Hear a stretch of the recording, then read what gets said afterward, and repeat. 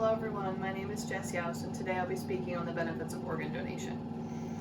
At the end of the day, when you head to a higher power, you're no longer in need of your organs. After years of research and extensive support, I've become very passionate about the topic of organ donation and support it as a whole. At the end of the day, when you decide to become an organ donor, you're normally 16 years old. However, this happens at the BMV without much education from your education system before this day. What decision did you make that day when you got your driver's license, or have you considered what decision to make when that day comes? As you listen to me today, I hope that you can decide to become an organ donor and that you can pass on life after death to help improve the lives of so many others. The main points of today's topic are the benefits behind organ donation, as well as breaking the stigma behind organ donation, and the ways that my health campaign will educate our youth to help them make this decision. All of these topics are great, but let's begin with the benefits of organ donation as a whole.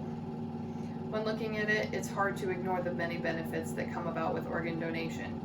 You're able to pass on life-saving or life-changing gifts to those around you or to those you don't even know. As stated on the Gift of Life's website, one person alone can pass on 8 life-saving organs, as well as tissues and corneas that could improve up to 75 lives. When you decide to become an organ donor early, you are able to take the burden away from your family members who may have to make this decision for you if you were to pass along in a tragic accident. You are able to provide a person on a long list of transplantees with the gift of life and the ability to flourish alongside their families again when you become an organ donor. Organ donation affects so many lives, and one day it could be you who's in need of an organ or tissue transplant. The Health Resource and Service Administration states that by providing someone with your organs after death, that you are gifting not only that person, but all of those around them.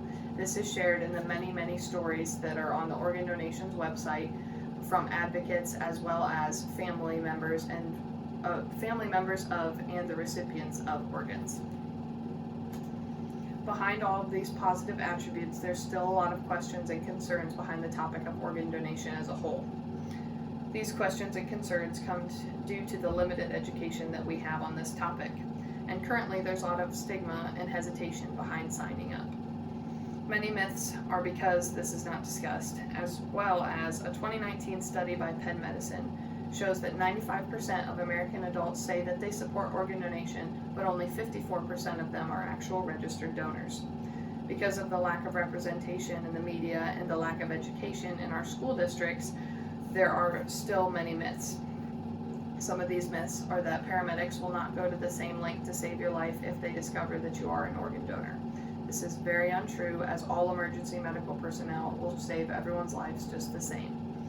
There's also a myth that you will not be able to have an open casket at your funeral if you are an organ donor, but simple everyday clothing can cover the scars from organ donation, as stated by the Mayo Clinic's 2020 Organ Donation Myth-Busting Team.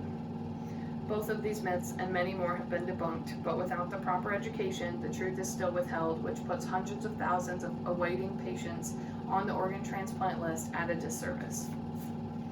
These sadly still have a great effect, even through the minor education already provided, but with our proper education from my health campaign, I believe that we can save many lives. With my promotional campaign, more recognition can come to organ donation, and our youth will be able to make this decision with pride. To further the education of 15 to 25-year-olds on organ donation, there's much work that needs to be done. We must begin by discussing with 15 to 18-year-olds to understand their level of education at the moment, and to go from there on how to educate them properly. We can then influence them, and at this age, we'll use a questionnaire as well as social media ads, videos, and links to be able to spread the word to them properly. We will use real-life stories and share them by utilizing those involved with organ donation, whether they're recipients or family members of those who have passed on with their organs, and these people will be able to educate and influence our youth properly. When we focus our message on ads, posts, videos, and social media links, I believe that we can influence our audience and involve them in a way that other communication channels discussed in our Communicating About Health textbook cannot. By providing multiple different types of content, we can cover all the bases and reach as many patients as possible. By utilizing real-life stories and factual information, we will also be able to inspire our youth to sign up and become organ donors themselves. By utilizing social media, we can meet our youth where they already are and utilize this wonderful aspect to spread the word. By spreading the word through social media campaigns as well as utilizing celebrities, our youth can make this decision with pride.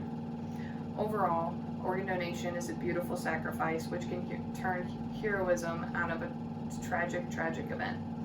By first understanding the benefits behind organ donation, our youth can better understand the topic as a whole and be able to debunk the myths and stigma behind this topic themselves.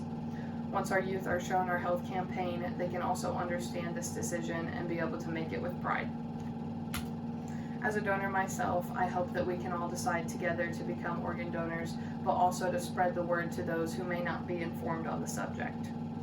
Let's all take the pledge to turn tragedy into triumph and pass on our organs after we pass on. Thank you.